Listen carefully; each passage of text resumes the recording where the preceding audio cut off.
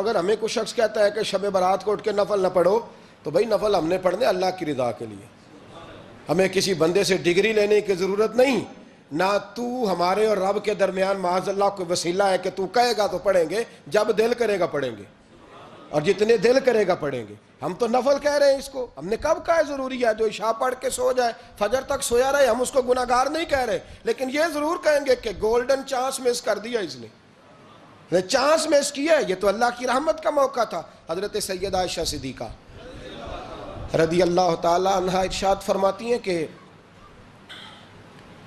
شعبان کی 15ویں رات تھی، یعنی شب برات کی رات، فرماتی ہیں شعبان کی 15ویں رات تھی، میں نے اچانک نظر ڈالی تو حضور میرے بستر میں تھے، پھر میری نظر پڑی تو حضور نہیں تھے، میرے دل میں گمان آیا، خیال آیا کہ شاید کسی اور زوجہ کی طرف حضور کا میلان تباہ ہو گیا ہو، وہاں تشریف لے گئے ہوں۔ فرماتی میں اٹھی باہر گئی تو نبی کریم علیہ السلام جنت البقیع میں تھے، قریب ایک جگہ پہ حضور دعائیں مانگ رہے تھے۔ فرماتے میں گیا تو حضور فرمانے لگے ابو بکر کی بیٹی تو نے کیا گمان کیا کہ اللہ کا رسول تیری حق تلفی کرے گا؟ عرض کی حضور آپ مالک ہیں، کہیں اور جانا چاہیں تو میری طرف سے پابندی نہیں۔ کہتی ہے وہاں کھڑے کھڑے میرے رسول کریم نے بیان فرمایا، یہ ترمذی کے لفظ ہیں، حضور نے فرمایا عائشہ یہ شعبان کی 15ویں رات ہے، مدینے میں سب سے زیادہ بکریاں بنو کلب کا قبیلہ پالتا تھا، فرمایا آج کی رات بنو کلب کے قبیلے کی بکریوں کی تعداد کے مطابق اللہ میری امت کے لوگوں کی بخشی فرما دے گا۔ یہ وہ رات ہے۔ جناب عائشہ صدیقہ رضی اللہ تعالیٰ عنہ نے بات رات کو سنی تنہائی میں نبی پاک سے، رات کو تنہائی میں حضور سے سنی، سویرے جناب عائشہ نے کل امت کو بتائی۔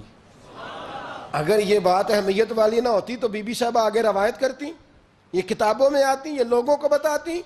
حضرت عائشہ نے روایت کیا اور مولا علی شیر خدا نے تو کھل کے کہا، ابن ماجہ میں حضرت علی سے پیار کرنے والوں کے لیے الگ عنوان، مولا علی نے کھل کے فرمایا شعبان کی 15ویں رات کو رات عبادت کرنا اور سویرے روزہ رکھنا۔ حضرت علی کے لفظ بائی نہیں سیاستہ میں، رات کو عبادت کرنا، دن کو روزہ رکھنا۔ ویسے تو رب کریم ہر روز تہجد کے وقت پہلے آسمان پر نزول اجلال فرماتا ہے اور لوگوں کو فرماتا ہے کوئی بخشش مانگنے والا؟ اور فرمایا ہر روز تہجد کے وقت یہ اعلان ہوتا ہے، پر شب برات کو نا شروع رات سے یہ اعلان شروع ہو جاتا ہے۔ ادھر دیکھو میری طرف، مغرب سے اعلان شروع ہو جائے گا۔ اللہ کرے آپ کو سمجھ آئے، اللہ کرے آپ کو، اور بھائی یہاں باہر لوٹ سیل لگ جائے، یہاں ابھی سیل لگ جائے، 5000 والا جوڑا 1500 میں، تو رش ختم ہوگا؟ اور بھائی اگر یہ لگ جائے، چلو یہ تو دور کی بات ہے نا، ہم تو لنگر والے لوگ ہیں، اگر لنگر کا اعلان ہو جائے کہ بڑا تگڑا ہے، بڑا تگڑا، ہمارے ہاں تو شادی کی روٹی کھلتی ہے تو لوگ آخری روٹی سمجھ کے کھاتے ہیں، تو شاید اللہ ماشاءاللہ یہ آخری ہے، اس کے بعد نہ ملے گی۔ جب اعلان ہوتا ہے اور دعوت ہوتی ہے کہ کھلا ہے جی کھاؤ، کیا حشر ہوتا ہے، کیا انداز ہے۔ مولا علی شیر خدا حدیث روایت کرتے ہیں، رنگ کیا ہے؟ فرمایا باقی راتوں میں نا تھوڑا سا پیکج ہوتا ہے، تھوڑا سا، آخری حصے میں رات کے شب برات کو نا رات چڑھتے ہی اللہ پہلے آسمان پر جو اس کی شان کے لائق ہے نزول جلال فرماتا ہے، اور پہلا جملہ یہ فرماتا ہے کوئی معافی مانگنے والا؟ اللہ کرے آپ کو سمجھ آئے، یعنی معافی دینے والا کہہ رہا ہے چلو آؤ ادھر، آؤ ذرا معافی مانگو، میں معاف کرنے آیا ہوں، مانگو معافی، ہے کوئی معافی مانگنے والا؟ معاف کر دیں گے۔ اور آپ فرماتے ہیں ہے کوئی رزق مانگنے والا؟ وہ جو بڑی درخواستیں دیتے پھرتے ہیں نا مختلف اداروں میں، وہ ایک درخواست نا کل شب برات والی رات بھی دیں۔ اللہ کرے آپ کو سمجھ آئے۔ وہ جو کہتے ہیں نا بڑی بڑی کمپنیوں میں نے اپلیکیشن جمع کرائی ہے تو کہیں کام نہیں بن رہا تو نسخہ دے رہا ہوں، ایک اپلیکیشن کل رات بھی جمع کراؤ انشاءاللہ کام بن جائے گا۔ اور میں نہیں کہہ رہا، مولا علی شیر خدا فرما رہے ہیں، اور وہ خود نہیں فرما رہے، وہ نبی پاک کا فرمان نقل کر رہے ہیں، اور وہ رسول اللہ صلی اللہ علیہ وسلم کی بات نہیں بیان کر رہے، وہ کہتے ہیں رب فرماتا ہے کوئی روزی مانگنے والا؟ سارے سیٹھوں، نوابوں، جاگیرداروں کے پاس جا جا کے تھک گئے ہو، ایک دن میرے کہنے پر، ایک رات، ایک دیہڑی ذرا شب برات والی لگا کے تو دیکھو، پر شرط یہ ہے کہ یقین کامل ہو، ارادہ یہ، مطلب اللہ معاف کرے، آپ نے ناراض نہیں ہونا، لیکن وہ ماحول اس طرح کا ہے کہ شب برات کو ایک دو ساتھی کو کہا رات کو عبادت کر کہتے جی وہ تو ٹھیک ہے پر سویرے چھٹی نہیں، کام کرنا ہے. یعنی رب کہہ رہا ہے کہ تو آ جا شب برات کی رات، جو مانگے گا وہ تجھے، لیکن یہ ادھر نہیں توجہ کر رہا. یہ کہتا ہے سویرے 10 بجے دکان نہ کھلی تو مشکل ہو جائے گی، دفتر نہ گیا تو حالات آپ دیکھیں ذرا. اب جب یقین اس طرح کا ہو تو پھر تو بھائی ساری زندگی اداروں میں درخواستیں دینی ہیں. پھر آپ جیسا آپ کا مزاج ہوگا، اللہ تعالیٰ تو بندے کے گمان کے قریب ہے. تو میرے رسول پاک علیہ السلام نے ہمیں یہ میسج دیا، پیغام دیا، فرمائے اس رات جو اولاد مانگے گا رب اسے بھی عطا فرمائے گا. اس رات جو اللہ سے بخشش مانگے گا اللہ اسے بھی دے گا. اس رات جو رب کریم سے عزت مانگے گا اللہ اسے بھی عطا کرے گا. شارحین نے لکھا اس رات جو رب سے پردہ پوشی مانگے گا اللہ اسے پردہ پوشی بھی عطا کرے گا. جو جنت کا سوالی ہوگا رب اپنے فضل سے عطا فرمائے گا. کوشش فرمائے. 10 محرم کو ہمارے ہاں لوگ جاتے ہیں قبرستان، وہ کسی حدیث سے ثابت نہیں، میں منع نہیں کر رہا، جائیں 9 محرم کو جائیں، 10 کو جائیں، 11 کو جائیں، 8 کو جائیں، سفر میں جائیں، ربیع الاول میں جائیں، قبرستان میں جب بھی جائیں منع نہیں ہے. لیکن شب برات والی رات تو خود رسول کریم گئے ہیں نا قبرستان. اب جو بات میں نے سمجھانی ہے اس کو سمجھیں. نبی پاک کی والدہ کا مزار نہیں ہے وہاں جنت البقیع میں. حضور کے کو بھائی بہن حضور کیا کرنے گئے؟ امت کی بخشش کے لیے گئے. شب برات کی رات لالچی نہ بنے کہ صرف میں نے اپنے لیے روزی مانگنی ہے، کل امت کے لیے مانگے رب کریم سے. مانگے اپنے بھائی کے لیے، مانگے اپنی بہن کے لیے، مانگے اپنے بیٹے کے لیے، مانگے اپنی بیٹی کے لیے، مانگے اللہ کریم سے. یہ مانگنے کی رات ہے. پچھلی راتی رحمت رب دی کرے بلند آوازہ، بخشش منگن واریاں کارن کھلا جے دروازہ. آئیں اللہ کی بارگاہ میں اس رات کو کھل کے دعا مانگیں. قبرستانوں میں نہ کچھ قبریں ایسی ہیں کہ جو بتاتی ہیں کہ سالوں بیت گئے ہیں کوئی آیا نہیں. کچھ قبریں بتاتی ہیں. اور کچھ بڑے قبرستان بڑے شہروں میں ایسے بھی ہیں کہ جن کا گورکن کہتا ہے کہ مجھے کمیٹی نے کہہ دیا ہے جہاں 4-5 سال کوئی نہ آئے وہاں نئی قبر بنا دیا کرو. وہاں نئی قبر بن جاتی ہے معاذ اللہ. او بھائی کچھ ہیں ایسے، کچھ ہیں. یہ جائیں نا اکبر بادشاہ یہاں لیٹا ہے لاہور میں تو شعر لکھا ہوا ہے بر مزارے ماں غریباں نے گلے پروانہ سوزز نے صدائے بلبلے. فارسی کا مقولہ لکھا ہے اس کی قبر پہ، کہتا ہے میں وہ غریب ہوں. اعلیٰ بادشاہ ہے مقبرے میں لیٹا ہے، کہتا ہے میں وہ غریب ہوں کہ نہ یہاں کوئی پروانہ آتا ہے نہ بلبل آ کے گیت گاتی ہے. کوئی آتا ہی نہیں، کوئی فاتحہ نہیں پڑھتا، کوئی فاتحہ نہیں پڑھتا. او بھائی کئی قبریں ایسی ہیں جن پہ سالوں بیت گئے کوئی لوٹا نہیں.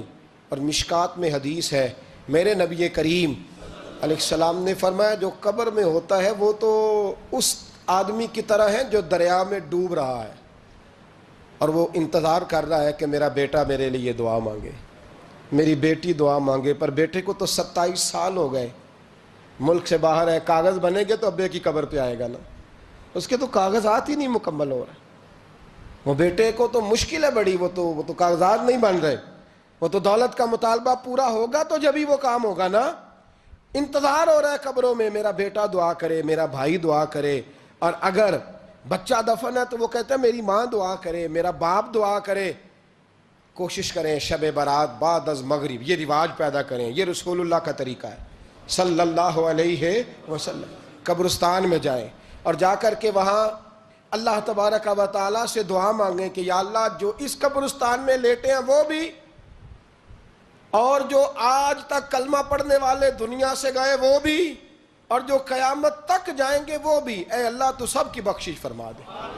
اللہ کی رحمت کو محدود نہ کریں کہ صرف مجھے بخش دے، اسے کہیں یا اللہ کل کی بخشش فرما. ساری امت کے لیے دعا کریں. شب برات کی رات نفل پڑھیں. ہمارے ہاں محفل ہوتی ہے ہر سال الحمدللہ، بڑے شوق سے بڑا خوبصورت ہم اہتمام کرتے ہیں. لیکن میں اکثر دوستوں سے کہا کرتا ہوں کہ جن کو اکیلے میں نفل پڑھنے میں مزہ آئے وہ اکیلے میں پڑھیں. کتنی کھلی بات کر رہا ہوں. میں پابند نہیں کر رہا کہ آپ یہاں آئیں گے محفل میں آئیں گے ضروری ہے. بھئی آپ کو اکیلے میں مزہ آتا ہے نا. کچھ لوگ تنہائی میں ہوں تو دل زیادہ لگتا ہے، وہ تنہائی میں کریں اللہ اللہ کوئی عرض نہیں.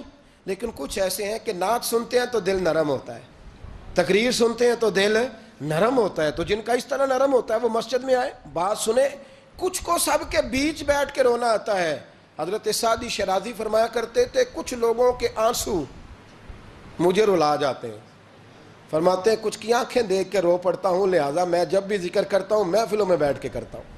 تنہائیوں میں مجھ سے نہیں ہوتا, تو جس سے نہیں ہوتا وہ آئے نا, مسجد میں آئے, رات عبادت کریں. کل مغرب سے پہلے پہلے کام سمیٹ لیں سارے, اور مغرب کے بعد یہ رات شروع ہوگی, مغرب کے بعد ایک چھٹی کر لو اللہ رسول کے لیے. کر لیں گے انشاءاللہ تعالی ایک چھٹی. اور توبہ کی رات ہے یہ, توبہ کرنی ہے. توبہ کس کو کہتے ہیں؟ توبہ کا معنی ہے پچھلے گناہ پر پچھتانا, شرمسار ہونا. کہتے نہیں اے کاش میں نہ کرتا, اور وہ لفظوں میں نہیں, جملوں میں نہیں, توبہ رٹی رٹائی نہیں.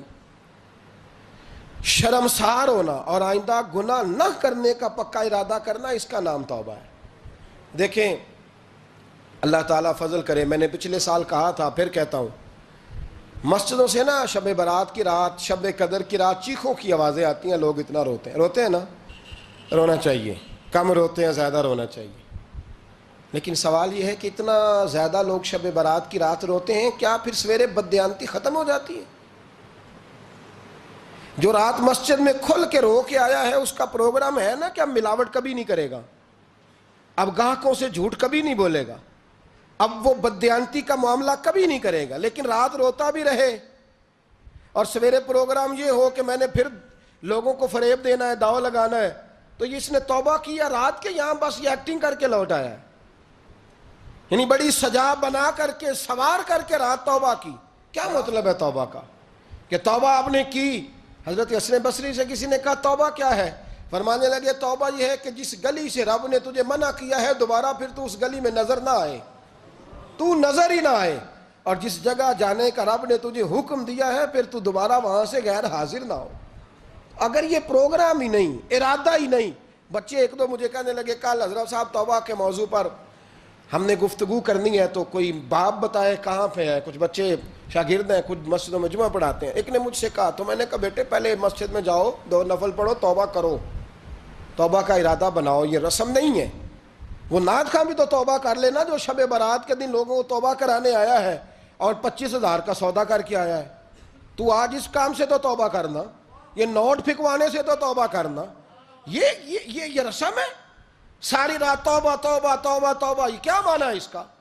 کیا مطلب کریں؟ امام غزالی فرماتے ہیں کہ ایک آدمی بادشاہ کا گارڈ تھا, سپاہی تھا, اس کا پہرے دار تھا, نگرانی کرتا تھا, بڑی وفاداری سے نوکری کرتا رہا. بادشاہ نے اسے تنخواہ کے علاوہ بھی بڑا نوازا. اسے بادشاہ نے بڑے الاؤنسز دیے, بادشاہ نے بڑا کچھ دیا, مکان دیا. کچھ سالوں کے بعد بادشاہ کو پتا چلا کہ یہ میرے لیے نہیں آتا تھا, اس کی تو میری کنیز پر نظر تھی, اس نے تو رات کی ڈیوٹی اس لیے لگوائی تھی کہ کنیز پر نظر تھی. تو امام فرماتے ہیں کہ بتاؤ پھر وہ بادشاہ اس کے ساتھ کیا سلوک کرے گا؟ وہ کیا سلوک کرے گا؟ تو لوگ کہنے لگے حضور لگتا یہ ہے کہ وہ نا 4-5 حصوں میں کاٹ کے تو کتوں کے آگے پھینکے گا.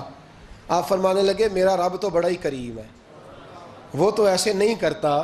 لیکن بتلاؤ اگر اسے پتا چلے کہ یہ رسم کے لیے آیا ہے, اس کی تو نظر ہی مال پہ ہے, یہ تو سویرے بدلے گا نہیں, یہ تو دھوکہ دے رہا ہے, یہ تو توبہ کرنے آیا ہی نہیں, اس نے تو ڈھونگ رچایا ہے, اسے تو پہلے سے خبر ہے. تو پھر تم کیا امید رکھتے ہو؟ پھر کیا رویہ رکھتے ہو؟ شب برات کی رات دھاڑے مار مار کے رونا اور صبح اسی طرح دھوکہ دینا, اسی طرح فریب کرنا, اسی طرح جھوٹ بولنا, اسی طرح بددیانتی کرنا, اسی طرح لوگوں کو لوٹنا. تو یہ رسم نہیں ہے توبہ. توبہ تو بدل جانے کا نام ہے, توبہ تو پھر سنور جانے کا نام ہے. توبہ تو اس طرح ہے جس طرح حضرت ابراہیم ابن ادھم نے کی تھی. وقت کے بادشاہ تھے, بادشاہ جب توبہ کی تو پھر ہر چیز چھوڑ دی, پھر مال لوگوں میں بانٹ دیا اور پھر ٹاٹ کا لباس پہن کر زندگی گزاری. لوگوں نے کہا حضور یہ تبدیلی ہے. فرمایا تبدیلی نہیں, یہ میری توبہ ہے, یہ میری توبہ ہے. جب توبہ کی تو پھر بدل کے کی, جب توبہ کی تو پھر تبدیل کیا آپ نے. یہ کیا توبہ ہوئی؟ ساری رات روتے رہے, سویرے دکان پہ جا کے پھر قسم اٹھائی کہ مجھے تو پڑتا ہی 11,000 کا ہے. یہ توبہ ہے؟ تو آپ نے اور میں نے توبہ کرنی ہے تو انشاءاللہ تعالیٰ اس طرح کرنی ہے کہ پھر 15ویں شعبان کو بدل جائے. یہ جو موقع آتے ہیں نا شب برات کے, شب قدر کے, یہ بنیادی طور پر اللہ تعالیٰ کی طرف سے دی ہوا موقع ہوتا ہے کہ چلو تمہیں چانس دیتے ہیں، تمہیں چانس دیتے ہیں، پابندی کوئی نہیں، لیکن رب کی طرف سے نا موقع ملتا ہے، چلو تمہیں ایک موقع دیتے ہیں، چلو اپنے آپ کو کلیئر کر لو، تمہیں موقع دیتے ہیں، یا اللہ کیا کرے، کچھ بھی نہیں، آ کے نا سچے دل سے 2 رکعتیں پڑھ کے توبہ کرو، عرش کا مالک پچھلے سارے ہی معاف کر دے گا، کچھ بھی نہیں، آؤ موقع ہے۔ ان لوگوں کی باتوں پہ نہ جائیں جو بلا وجہ پریشان کرتے ہیں، ہمیں بھی روز ہی سوال آتے ہیں، دل نہیں کرتا، کچھ باتیں ایسی ہیں جو کرنے کو طبیعت نہیں چاہتی، میں کروں گا بھی نہیں۔ لوگوں کو شب برات کا حوالہ بھی نہیں مل رہا، حالانکہ ترمذی شریف میں حدیث موجود ہے، صحاح ستہ کی روایت ہے، ترمذی میں موجود ہے۔ پہلے کہتے ہیں صحاح ستہ سے دکھاؤ، جب صحاح ستہ سے مل گئی تو اب اور کدھر جانا ہے؟ اور ابن ماجہ میں موجود ہے مولا علی کی روایت، اور ذرا ترتیب دیکھیے گا، یہ ترمذی کی حدیث ہے، اور امام ترمذی نے تو پورا باب باندھا ہے 15ویں شعبان پر، پورا باب۔ اب تمہاری مرضی ہے، اگر تم نہیں بات کو سمجھنا چاہتے۔ اور مجھے پتا کیوں یہ شب برات کیا لگتا ہے، مجھے کبھی کبھی یوں لگتا ہے کہ رب فرماتا ہے کہ رمضان سے 15 دن پہلے ہی پکی سچی توبہ کر لے، تیاری کر، پاک صاف ہو جا، تاکہ جب رمضان آئے نا تو پھر تجھے پاک ہونے کی ضرورت نہ پڑے، بس پھر تو آتا جائے اور میں تیرے اوپر رحمتیں نچھاور کرتا جاؤں، بس تو پہلے ہی تیاری کر، 15 دن پہلے ہی، 14 دن پہلے تیار ہو جا۔ کل رات اپنے آپ کو ذہنی طور پر تیار کریں، بچوں کو تیار کریں، گھروں کو تیار کریں۔ اب جب مہمان آتے ہیں نا بڑا کچھ کرتے ہیں، شب برات آئے تو مصلے ایک دفعہ دھویا کریں، ایک دفعہ مصلے دھویا کریں۔ فرش دھوتے ہیں نا، مہمانوں نے آنا ہے تو ایک کمرے کا فرش دھو کے صاف کریں کہ خواتین نے یہاں ساری رات نماز پڑھنی، یہ ارادے بنائیں۔ جس طرح آپ کہتے ہیں نا رات کو سفر کرنا ہے تو دوپہر میں تھوڑا آرام نہ کر لوں تو کل دوپہر میں آرام کر لیں، تاکہ رات کو رب رب کرنا آسان ہو جائے، اللہ کی بارگاہ میں بیٹھنا آسان ہو جائے۔ مکمل طور پر ذہنی طور پر اپنے آپ کو تیار کریں۔ یہاں بھی محفل ہوگی انشاءاللہ، عشاء کے متصل بعد شروع ہو جائے گی، 12 بجے تک محفل چلے گی، پھر 12 بجے کے بعد نماز تسبیح پڑھی جائے گی، پھر 1 بجے پھر دوبارہ آپ کو اجازت دی جائے گی، کوئی انفرادی طور پر گھنٹہ سوا اپنی الگ سے کوئی عبادت کرنا چاہے تو وہ تب بھی ممکن ہو، جیسے آپ کو موقع بنے۔ میں کہہ چکا ہوں، لیکن وقت ضائع نہ کرنا، گولڈن چانس ہے، اس کو مس نہ کرنا، یہ شب نجات ہے، اس کے ضرور قریب جانا۔ رب کریم سمجھنے کی توفیق عطا فرمائے۔ آخر دعوایا ان الحمدللہ رب العالمین۔